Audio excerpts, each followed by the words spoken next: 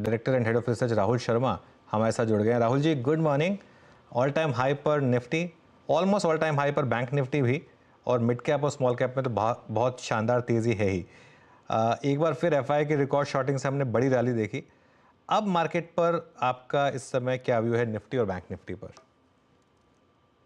जी नमस्कार अनुज जी। देखिए, बड़ा मूव जो है हमने देखा है। इवेंट जो है, जो साल में जो दो बड़े इलेक्शन है उनमें से एक हो चुका है और कहीं ना कहीं स्टेबिलिटी मार्केट के अंदर वापस आ गई है। इंडिया विक्स वापस अपने एवरेजेस के नीचे आ गया है, तो हमें लगता है कि मार्केट में ओवरऑल बाय ऑन डिप की रणनीति यहाँ पर बनाए रखे। हो सकता है थोड़ा टाइम करेक्शन हो, बट स्टॉक स्पेसिफिक एक्शन जो है मुझे लगता है कि काफी बेहतरीन यहाँ से प्ले आउट होता हुआ दिख सकता है। जो की इंडाइसेस या की सेक्टर जहां पे हमारा फोकस है, उनमें से तीन सेक्टर सबसे टॉप में आते हैं। एक तो बैंकिंग इंडेक्स, इसमें अभी तक रैली आना बाकी है। 50,000 का साइकोलॉजिकल लेवल के आसपास ट्रेड कर रही है। हमें लगता है कि इस महीने में पॉसिबिलिटी है बैंक निफ्टी 51,500 तक का मूव दिखाए। तो बैंक निफ्टी के अंदर कोई भी अगर साइजेबल डिप आता है तो वहां पर अक्यूमुलेशन रखे। दूसरे जो दो सेक्टर्स है उनमें से एक अभी आपके शो पे डिस्कस हो रहा था, आईटी इंडेक्स। हमें लगता है आईटी इंडेक्स थोड़ा मैक्रो पिक्चर जो है उसमें इंप्रूव हुआ है और आने वाले 3 से 6 महीने में आईटी इंडेक्स में अच्छा अल्फा क्रिएशन देखने को मिल सकता है। एक अच्छी कैचअप रैली आईटी इंडेक्स में देखने को मिल सकती है। और लास्टली जो सेक्टर काफी बेहतरीन रहा भी है पिछले 2 साल से, इनफैक्ट काफी हफ्तों के कंसोलिडेशन के बाद फार्मा इंडेक्स में एक ब्रेकआउट हमें देखने को मिला और हमें लगता है कि एक तरह से नए ऑर्बिट में जाने के लिए तैयार है फार्मा इंडेक्स। तो ये तीन सेक्टर्स है जहां पर हमें लगता है कि फोकस करके चलना चाहिए। और साथ ही में जो मोमेंटम प्लेस जहां पर मेटल्स हो गए, जो पीएसयूज हो गए, वहां पर वापस मोमेंटम लौटता हुआ दिख रहा है। तो ऑल इन ऑल पूरे मार्केट में कोई ऐसे वीक स्पॉट्स नहीं है, लेकिन रिस्क रिवॉर्ड देखकर ले, सपोर्ट लेवल्स के पास में ले, और हमें लगता है कि ये bull market is very much on. PSU banks पर क्या व्यू है इस समय, और खास तौर से एसबीआई, यहां पर अब क्या करें? जी हाँ, देखिए पीएसयू बैंक्स में एक शार्प करेक्शन जरूर देखने मिला था इलेक्शन रिजल्ट के आसपास, लेकिन जो रिकवरी यहाँ पर स्लो ग्रेजुअल यहाँ पर देखने को मिली है, इसे देखकर लग रहा है कि जो पुरानी ट्रेजेक्टरी है, जो जो इसका मेजर ट्रेंड है वो अभी भी बुलिश ही है। और यहाँ पर रिस्क रिवॉर्ड काफी फेवरेबल लग रहा है। पीएसयू बैंक इंडेक्स काफी पोजिशनली काफी स्ट्रांग लग रही है चार्ट्स के ऊपर। और एसबीआई में हमें लगता है कि जो हमारा ईयर एंड का टारगेट है 1,000 रुपए तक का, आई थिंक ये बिल्कुल वहां पर बना हुआ है। तो आई थिंक इस करेक्शन में इसे लेना चाहिए, ऐड कीजिए एसबीआई के अंदर। और आने वाले 6 से 8 महीने में हमें लगता है कि यहाँ पर 4 डिजिट तक के लेवल्स हमें एसबीआई में देखने को मिल सकते हैं। ओके राहुल जी नमस्कार, वीरेंद्र बोल रहा हूँ। और यहाँ पर मतलब सडनली मैं कुछ मिड कैप्स की तरफ जाऊँगा या फिर वो सेक्टर्स जहाँ पे मिड कैप्स में प्रेजेंस ज़्यादा है। गोल्ड फाइनेंस कंपनियों में मुथूट और मन्नापुरम में बहुत स्ट्रॉन्ग मूव रहा। आप लोगों ने इसको रीड किया, कोई तवज्जो दी, और इन पे आपका व्यू इस वक्त? जी आप देखिए, एनबीएफसी में काफी अच्छा ट्रैक्शन देखने को मिला है पिछले 1.5-2 सेशन में, और एक breakout in fact gold finance companies में है। मुथूट फाइनेंस का इंडिविजुअल सेटअप काफी, इनफैक्ट सारे स्टॉक्स अच्छे लग रहे हैं इस स्पेस में, लेकिन मुथूट फाइनेंस की अगर मैं बात करूं तो काफी मजबूत रहा है ये स्टॉक। और अभी भी यहाँ पर कोई तरीके का स्लो डाउन या एग्जॉशन देखने को नहीं मिल रहा है ट्रेंड के अंदर। तो मेरा ये मानना है यहाँ से भी हमें तकरीबन 8 से 10% की अपसाइड इस महीने जून महीने में देखने को मिल सकती है। तो gold finance companies, NBFC, I think पूरा का पूरा जो स्पेस है काफी वाइब्रेंट है, और टेक्निकल सेटअप्स इनमें बता रहे हैं कि इनकी जो रैली है ये एक्सटेंड होती दिख सकती है आने वाले समय में।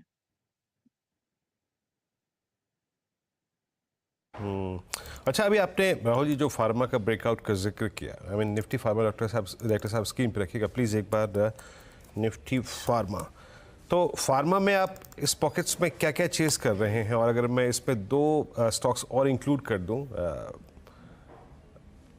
ये आपका मेट्रोपोलिस और डॉक्टर लाल पैथलैब, इनमें से क्या पिक करके चलना है इस सीरीज के लिए, जून के लिए, रेस्ट ऑफ द डेज के लिए? ये देखिए, फार्मा स्पेस में जो लार्ज कैप में जो सबसे अच्छा पिक लग रहा है, अपोलो हॉस्पिटल्स का सेटअप हमें सबसे प्रॉमिसिंग लग रहा है। इनफैक्ट इस स्टॉक के अंदर एक बड़ा ब्रेकआउट, यानी फरवरी महीने से ये स्टॉक एक तरह से अंडर परफॉर्म कर रहा था, और अब ये रिवर्सल जो है ये कंफर्म हुआ है अच्छे वॉल्यूम्स के साथ। तो पिछले जो 4-5 सेशन में ट्रैक्शन यहाँ पे देखने को मिला है 50 दिन के मूविंग एवरेज के ऊपर।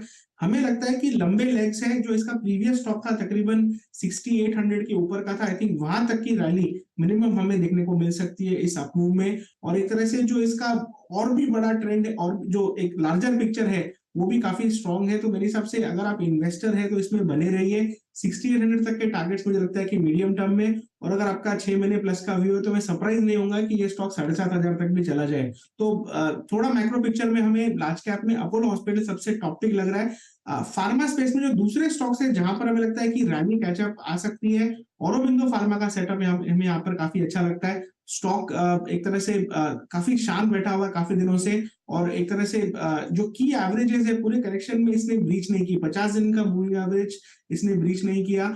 अभी सबड्यूड जरूर है तो इसे अक्यूमुलेट जोन में रखिए, मोमेंटम ट्रेड नहीं है। लेकिन जैसे ही मुझे लगता है कि ये 1280 1300 का जोन निकालेगा तो इसमें भी एक तरह से बुल्स का टेरिटरी आती हुई दिखेगी और मोमेंटम जो है बुल्स के फेवर में रहेगा। बुल्स के फेवर में रहेगा।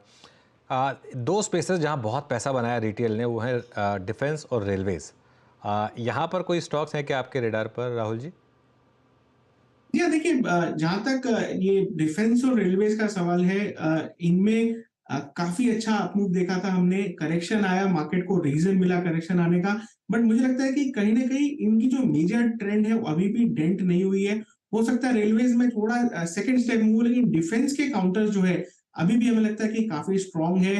फंडामेंटली भी इनकी ऑर्डर बुक्स वगैरह काफी मजबूत है। मुझे लगता है कि HAL BL टॉप पिक्स है इस स्पेस में, इनमें आई थिंक रैली कंटिन्यू होती रहनी चाहिए। आपको अगर आपके पास डिलीवरी में पड़ा हुआ है, आई थिंक यहाँ पर अभी भी काफी अपसाइड बाकी है। तो अगर आपका 1 ईयर प्लस का व्यू है, आई थिंक बिल्कुल यहाँ पर इन्वेस्टमेंट में बने रह सकते हैं। और शॉर्ट टर्म में भी आई थिंक ओवरऑल जो सेटअप है वो काफी अच्छा हुआ है लॉन्ग ट्रेड करने के लिए। तो व्यू जो है वो काफी पॉजिटिव है। रेलवे स्टॉक्स में यस थोड़ा चेरी पिकिंग वहां पर कर सकते हैं, but overall I would rate की डिफेंस स्टॉक्स में नंबर 1 और रेलवे स्टॉक्स में follow after the defence stocks.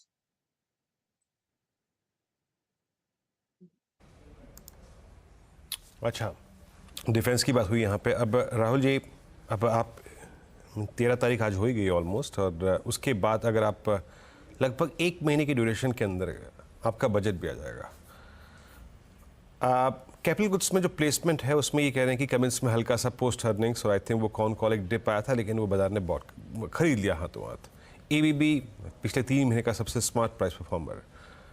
Siemens पे L&T में एक डिफरेंशियल क्रिएट हो गया था। L&T पोस्ट अर्निंग्स डिप लिया था, लेकिन वो भी बाजार ने हाथों हाथ खरीदा। आप लोग इस वक्त कैपिटल गुड्स में कैसे प्लेस्ड हैं? किसको वरीयता दे रहे हैं, किसको प्राथमिकता दे रहे हैं? पिकिंग ऑर्डर क्या है आपका? अच्छा देखिए, जहां तक कैपिटल गुड्स में है, जो हाई मोमेंटम प्लेज है उनमें से सीमेंस, ABB ये स्टॉक्स जो है सबसे ऊपर में आते हैं।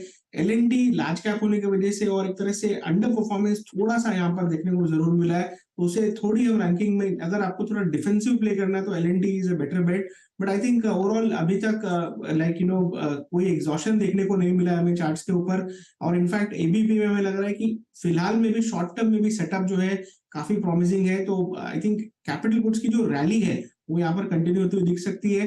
ये छोटे मोटे करेक्शन आते रहेंगे, लेकिन जो ओवरऑल टेक्सचर जो है वो बाय ऑन डिप का है। और हमने देखा भी जो 10 दिन पहले जो करेक्शन आया इन स्टॉक्स के अंदर, ऑलमोस्ट 90% जो करेक्शन था वो यहाँ पर कैचअप हो चुका है, और एक तरह से स्टॉक्स तैयार है नए हाई लगाने के लिए। आई थिंक ABB, सीमेंस और L&T इस ऑर्डर में हम कैपिटल गुड स्पेस में स्टॉक्स की पिकिंग करके चल सकते हैं।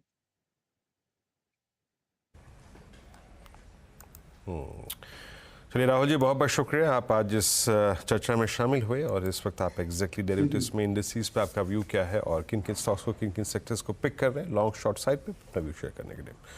बहुत बहुत शुक्रिया आपका। Anuj, Nifty bank somehow I think अभी 50,000 की ट्रैजेक्टरी को थामता हुआ और करीब 23,400, क्या व्यू बन रहा है? आई मीन इस लीडर को देखते हुए, आज के निफ्टी IT को देखते हुए, जो कि एटलीस्ट वो डाउनसाइड रिस्ट्रिक्ट कर रहा है ना? हाँ नहीं, लेकिन थोड़ा सा मार्केट में ना इस समय आपको स्टॉक स्पेसिफिक ही रहना पड़ेगा। इंडेक्स पे मेरे ख्याल से कोई ट्रेड है नहीं, इंडेक्स को थोड़ा कुछ टाइम के लिए अवॉइड करेंगे तो बेटर रहेगा। मीनवाइल वीरो एक ब्रेकआउट आ रहा है कैपिटल गुड स्टॉक्स में, एक बार आप लेकर आइए सीमेंस, ABB और कमिंस, ये 3 स्टॉक्स, तीनों के तीनों ऑलमोस्ट पैरेलली मूव किए एकदम से। ये देखिए सीमेंस, आई थिंक अब ABB और कमिंस, कमेंट्स में इतना नहीं है, लेकिन सीमेंस और ABB में बड़ा शानदार मूव आया एकदम से। तो मार्केट आज थोड़ा सा बीच बीच में स्विंग्स दे रहा है आपको, इंडिविजुअल सेक्टर आपको यही पकड़नी है बेसिकली। जैसे सुबह हमने OFSS पकड़ा, ऐसे ही आपको स्विंग्स पकड़नी है आज। उसी में आपको काम निकालना पड़ेगा। चलिए एक काम करते हैं, शो को समेट लेते हैं। सुमित आ गए हैं ट्रेडर्स हॉटलाइन लेकर। Sumit, good morning. मॉर्निंग। तो बढ़िया